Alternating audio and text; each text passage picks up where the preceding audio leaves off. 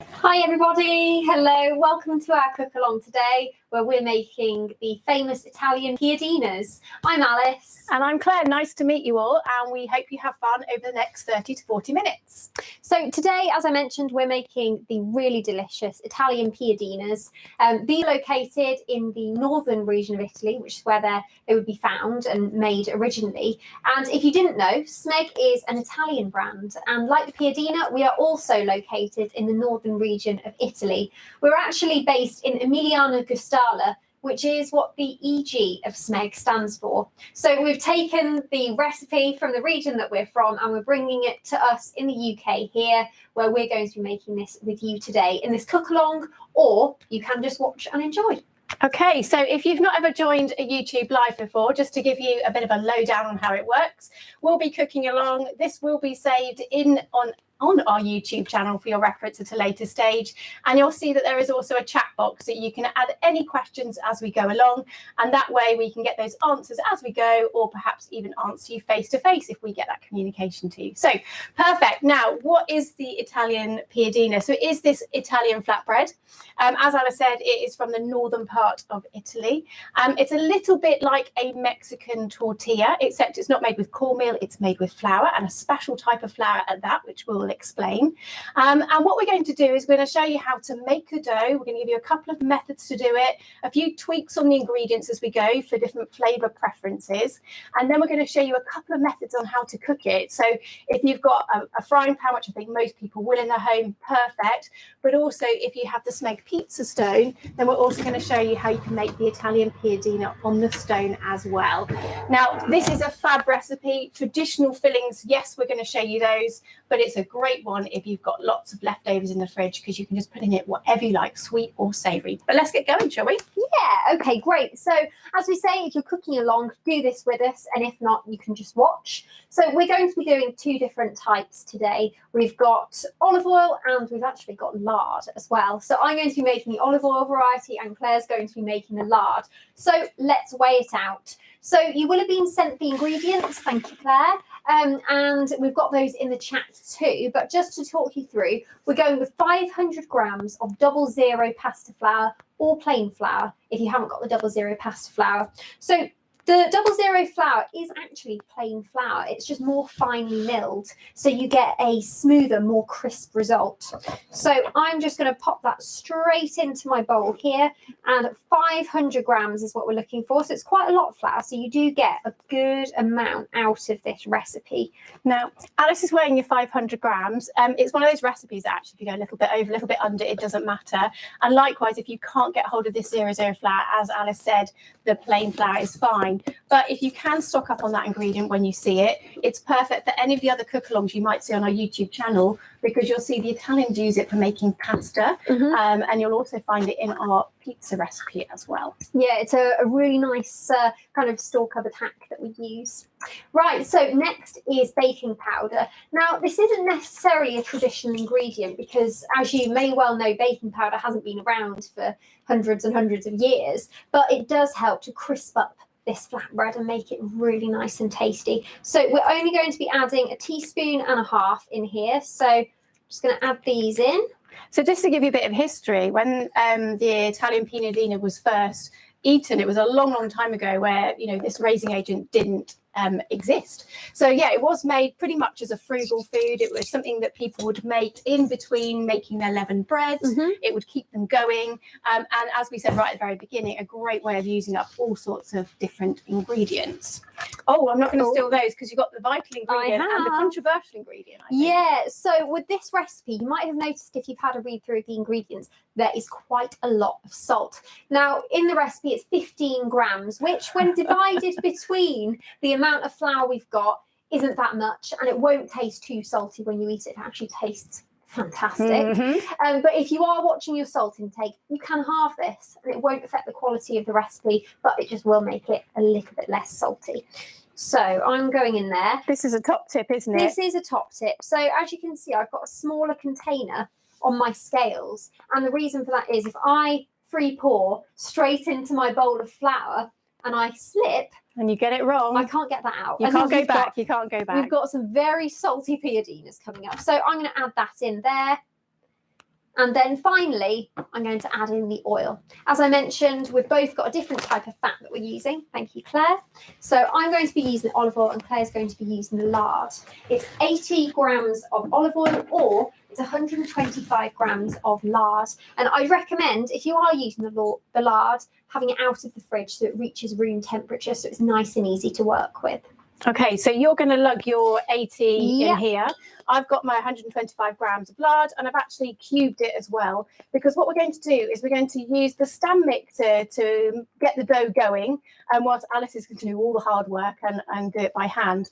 So in my bowl here, I have actually got all of the dry ingredients that Alice just mentioned, but instead of that oil, I'm substituting it, of course, with the lard. Now, when it comes to actually mixing up the ingredients, particularly with the lard, not so much with the flour, what I would suggest is that if you have got a Smeg stand mixer, to use the beater attachment, because this beater attachment, and you get 3 with the mixer, and you get the beater, the dough hook, and the whisk, is really good at rubbing the butter or the lard into the flour. So if you think of similar recipes, what you'll find is that you end up making things like pastry or scones, where you want to get that lovely fine breadcrumb-like consistency, which we do, and that's what we want to try and achieve first before we start adding in the liquid. So you're in a similar scenario, aren't you? You've mixed, but this time with a spoon, and that's really to save your hands getting messy. Because this is a messier job by nature, doing the kneading by hand, and that's fine, because we like a bit of a workout. So I've just made a small well in the centre, thank you, Claire, and Claire started pouring in the water for me. So on the recipe, you'll see it's about 170 grams of water. Now, to be honest, this can be a bit of give and take depending on the humidity of your room, depending on even the age of your flour. It will vary very much. So you might need more water, you might need slightly less, but the best way to find out is just to get stuck in. So I'm going to do this with the spoon first, then I'm getting my hands in. So thank you, Claire. And it is just a case literally of keeping that water going. So when we said at the very beginning about making sure that you have, what was I going to say, Alice? I have no idea now. That beat totally put me off. This is a very clever feature of the hob that we've got here. It meant that I put the pan on top of the controls, which basically simulates a spillage, and it will switch the hob off. But yeah, that's what I was going to say. When you weigh out the ingredients and you go a little bit over and under, it doesn't really matter, because you can add a bit more water. And do you need a tiny bit more water? I actually think that will come together, because I can feel there's moisture. Thank you, Claire. I can feel there's moisture in that dough. Just needs to pick up all of those little dry pieces of flour. So I would say this is actually ready to start kneading. Okay, so let's have a look at close up on the camera, because you'll be able to see that we've got the dough that's come together from Alice. We also see this literally does look like breadcrumbs. So I'm now going to switch out the accessory, which I've got here, which is the little beater attachment, and I'm going to exchange that for the dough hook. So the dough hook is something you would use for the bread, whether it be pastas or doughs, but it's going to be brilliant for making this flatbread dough. So I'm just going to clip it into place. And then we're going to just do exactly as Alice has said, but I'm just going to stand here and watch and gradually add in my water for the kneading to take place. Great. So to be honest, there's not too much to see from Claire's side here, because she is literally just pouring in that water. So whilst that all comes together, I'm going to show you a bit of kneading here. So we're trying to gather as much of those kind of straggling floury bits off the side and just pull it into a tight elastic ball. And really, we're working it. And we want to do this for around about 10 minutes.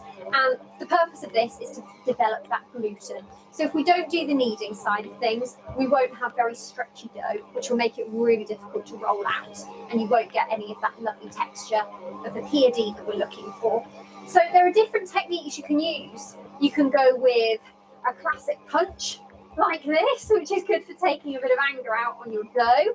You can go with a pull back, bring in, and then push again. And this is always a classic. I'm just going to twist it, push, roll back, twist, like this, and you can just keep doing this to work all of the angles of your dough like that. I do know some people, and I think that some bakers go with a bit of a slap on the work. But you need a wet dough, don't you? You do need a wet dough. Can I show you my favourite one? Go for this it, is my Claire. favourite one, because this is a really good way of getting your anger out, and it's a case of using the palm of your hand and pushing away from you, but swapping your hands as you go. So you're literally just moving it across the surface. I mean, feel free to keep doing this, Claire. Yeah. Work here. Okay, so how long do we need to knead it for, Alice? So on the worktop, we're going to do about 10 minutes to make sure that's all nicely combined.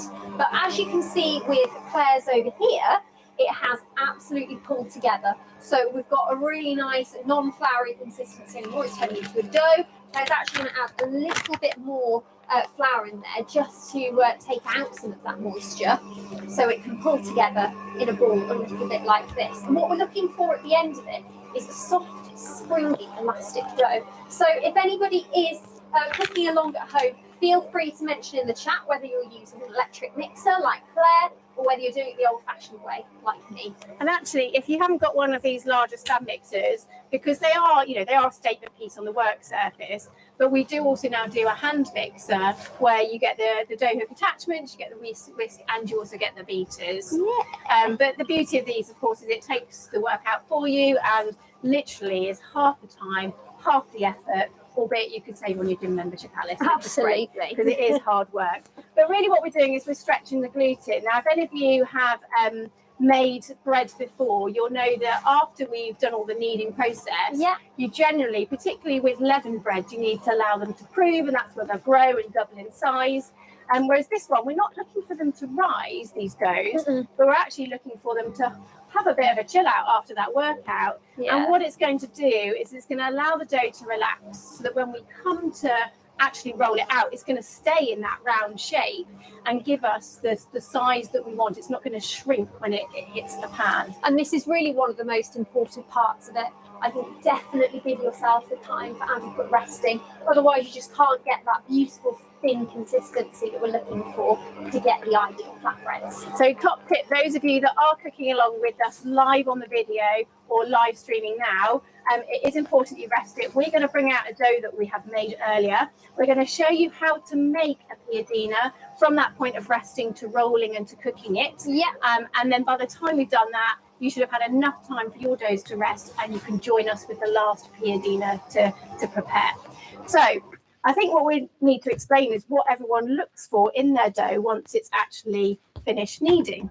Okay, so obviously I haven't been going for 10 minutes yet, but I've got a good consistency over here. So as you can see, we've got no flour that's left in this dough. It's all being pulled together, and ideally what you want is something that once you press, it springs back. So mine's on the way to springing back, but we're not quite there yet. So that does need a bit more kneading. But can I say that mine is a little bit further along, Alice? Apologies, but it's the stand mix, so it's done all the work for us. But one thing you will notice is the stark colour difference between the two. So if you remember, you've got the choice of using the 80 ml of oil, or you've got the 125 grams of lard. This will give us a much crisper, and obviously you get the flavour of the olive oil coming through. The lard will give you a richer piadine, but also a slightly lighter, crumbly texture. And I know it isn't the best for looking after the waistline, but I have to say this is the one for the treat. Delicious. It is absolutely delicious. And I think I saw somebody in the chat say they're doing theirs with lard today, so enjoy. That'll be absolutely delicious. Okay, so doing a bit of a Blue Peter moment here. Here's one I made earlier. So again, as Claire mentioned, giving it that rest time, allowing it to just sit and have a bit of a breathe will let it loosen up. So when it comes to rolling, you've got the perfect dough. So this recipe can be made into 6 piadinas. So you can get lots out of this. So you can make loads of lunches. Or if you've got a family, perhaps for dinner, or 6 piadinas get all in one go. Yeah, absolutely. And it's worth noting that, bearing in mind the quantity it makes, and also the fact we've got busy lifestyles, that if you want to with this dough, whilst it needs the 20 minutes to rest, what you can do is you can keep it in the fridge for a couple of days. You can also place it in the freezer, wrap it in some cling film, and it'll keep up to 3 months. So lots of options there. And we'll show you later and talk about how actually you can get to the point of filling the piadinas, almost making like your flat bread, and then cooking them for a second time, so you can save the rolling, the cooking each time. You can have them all good to go. Absolutely.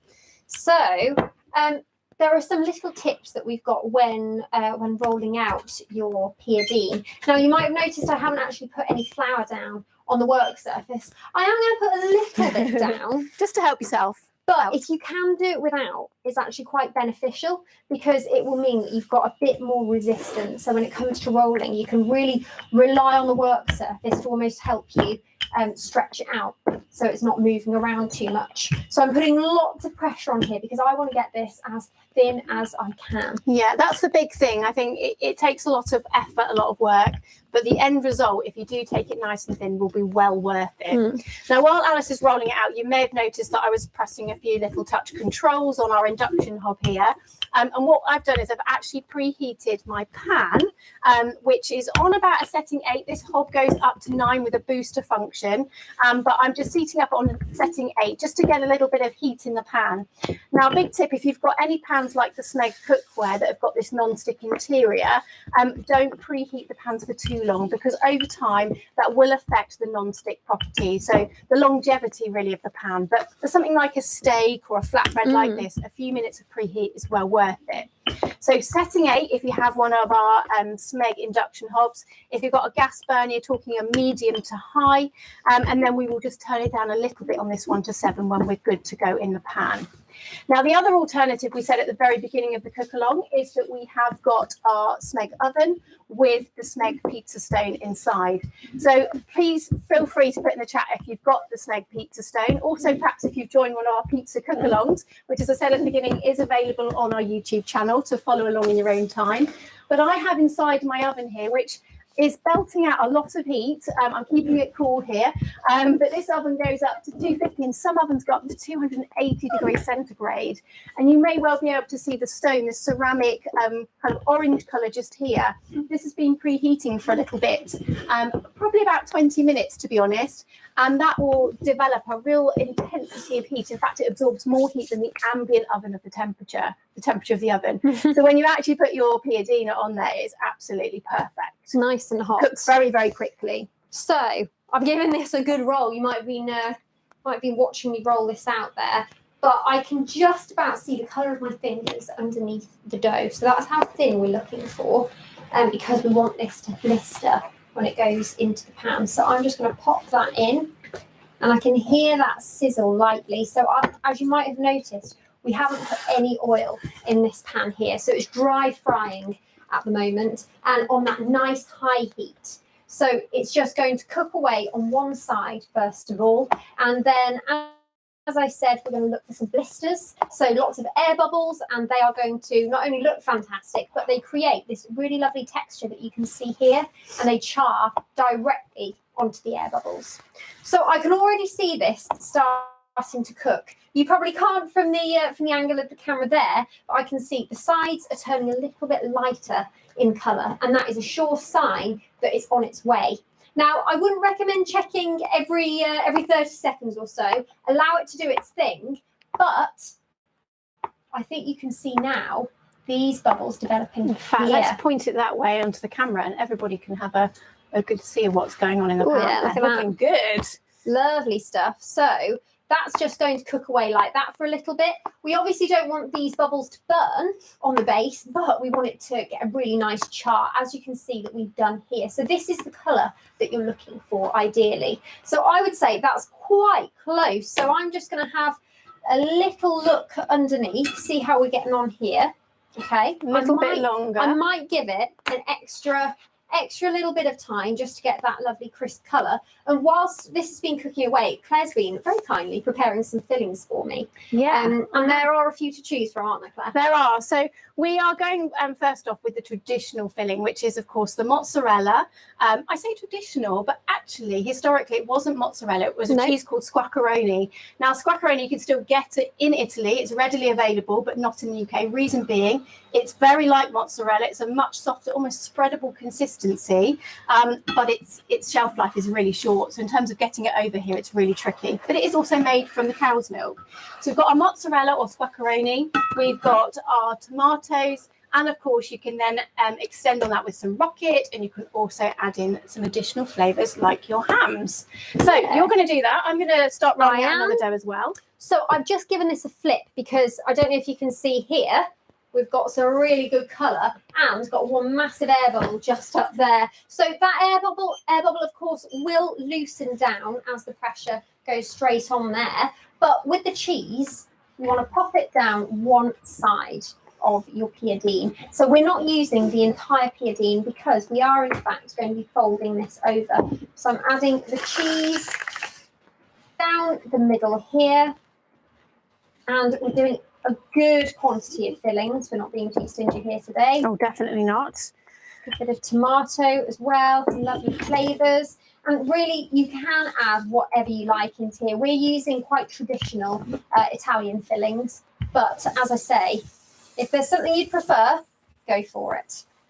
Right, so I've got my fillings in there, and now I'm just going to lightly score using this spatula here. Kind of like press down, don't you, to make like an indentation. And then a flip like that. Wow. So flip that one over, and then we're actually going to go into quarters. So I'm going to make another indentation here. And at this point, you might find that you're going to have cheese that's starting to melt. You're going to have some of the juices perhaps from the tomato coming out. So don't worry, it's all part of the process. And then just do another. That is a full piadine, Alice, I have to say. There we go. Look at that. Never trust a skinny chef. That's what they say. Look at that. That is amazing. And I'm going to pop that straight onto my board there, so you can see that along with the other piadines. So you've got all the cheese down here. You've got the tomato. And that is a really good mouthful that we can get from that piadine. I think we should watch you eat. No, I'm joking. Right, so whilst we are going to get you on to making yours, so if you want to get out your dough that you have had resting, if you want to start preparing some of the fillings, if you haven't done so already, then I'm going to pop this onto my pizza stone to show you the alternative method. So let's head over here. It's a fairly robust dough, as you can see. I'm holding it a bit like I would a pizza dough with my fist, just to stop my fingers from going through. And then we're just going to lay it straight on the stone. So apologies for me putting my back to you right now, because I know that's not probably what you want to see. But lay it very gently onto the stone. And we're going to shut the door because it's going to trap all of that heat inside the oven, as well as creating that beautiful intensity from the underside. Now, it's an interesting comparison watching it being cooked in a pan versus cooking it on the pizza stone, because what we'll see very, very quickly with this is that the bubbles, so the layers between the dough, just literally puffing up a little bit like what's the pita bread? It's a bit like a pita bread. You're going to get those nice little pockets of aeration in the dough. So it only takes just a few minutes. You might be able to see that I've got a light here. So you won't be able to see from where you are on the camera angle, but on the Smeg ovens, you've actually got a little light switch. You can switch the oven light on and you can switch the light off. So it saves you from opening the oven door all the time, particularly if you're doing something a bit sensitive like a cake. So I can see already in my oven that it's starting to elevate, it's starting to grow, and away it goes. Now, we have done one, this is number 2. Yeah. If we had a family right now, this would probably not be the best call, because everyone going, when's mine, when's mine? It's a bit like pancake day, isn't it? But absolutely. So the top tip that we've got for you on this one is that if you want to make all of the flatbreads without any fillings in advance, do so. So you can make them all up, but just layer a tea towel between each one, and that will keep them nice and moist. And then all you would do is reheat them in the pan, and then you can just add the fillings. So it's a great one that you could get the family chopping their fillings whilst the piadinas are cooking. And that's another top tip. These are quick dishes, so you don't want to be waiting and chopping. You need to have all of your prep done so you can get as many through as quickly as possible. Yeah, have everything ready to go. And, you know, you can get really creative with the toppings as well. Whilst, you know, we're talking about quite traditional fillings here, if you wanted to do something like pesto, for example, you could do pesto and mozzarella. You could do sun-dried tomato. Just going to pause just to show you the kind of big bubbles that you get. Okay, and we got Ooh, that yeah. colour starting on the bottom. So I'm going to flip it over. Oh, beautiful, Claire. Don't watch me when I do this. So the pizza stone is amazing. So as you can guess, you can do fantastic pizzas on there. And I suppose in a way, these are almost like a pizza base in themselves, in terms of the ingredients, except without that yeast that we have for the pizza. But the pizza stone allows us to have that beautiful crisping that, you know, has taken a couple of minutes in the pan. We can do it even faster on the pizza stone. So, what have you got here, Claire? Oh, I'm going for an alternative filling. This is a smoked cheese. Ooh. Beautiful cheese. But this is one of my favourites, smoked cheese and some ham. Did you not mention to me the other day that you make yours with a tuna? Well, I mean, as I was saying about an Italian fillings, you could do something like a tuna melt if you wanted to as well. So a bit of a twist, bit of a British twist there. Yeah. You know, with something like sweet corn or red onion, that would be delicious. Do you know the other one that is really good? Go on. And it's a sweet one, so it's on a bit of a treat day, I have to say. Okay. So you may or may not know, but Nutella, the nut brand chocolate hazelnut spread, is Italian. So one of their kind of, if you can call it traditional fillings that they would put in as a sweet filling would be Nutella. And if you've not made Nutella before, or your own version, it's so simple, isn't it? Really easy. Chopped roasted hazelnuts you get from the supermarket. Yeah. A little bit of oil, a little bit of salt. Make sure it's like a groundnut oil. Melted chocolate. Yeah. Blend it all together in our little our hand blender, and boom, you've got nut butter to your own taste. It is heaven. It is, honestly, I would say it's better than the real thing. It's absolutely delicious. Right, so I'm just going to pop my my next one in there. This is our lunch right here. So hopefully, if you are cooking along, you'll have these ready in minutes. They're so fast to do. Claire's going with some smoked cheese, and we've also got some cured meats as well. Are you going with cured meats too? Or? I might just steal these tomatoes, and whilst you're getting yours going, we'll chop a few more ingredients up. I'm definitely going to go for this. We mentioned at the very beginning of this that this is a traditional street food. You'd actually find people eating this on the beach, a bit like we would eat fish and chips, right? And we were only just talking about this because actually this dish is a protected food. So you can actually only technically call this a piadina if you make it and serve it in Emiliano Guastalla. Or in the region of Emiliano Romagna, can't you? Correct. It's a bit like a Cornish pasty. It is. So if you were going on holiday this year down to Cornwall, and you had a pasty there, you could officially call that a Cornish pasty. But if you went somewhere else, you couldn't. And it's a bit like Parmesan as well, or even Champagne. They can only be called that name from the designated region that they originate. So it's okay that, was it Jackie, I think, as putting hummus in hers, because that's our British twist on a bread that's actually made not in Italy, so it's okay. It's all fantastic. Right. No problem. So we are in fact making Italian flatbreads today, reminiscent of the Italian piadina.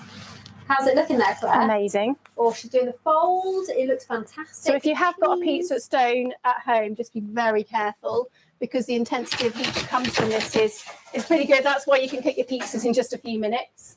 I'm going to pop it onto the side here, hoping you can see on the camera.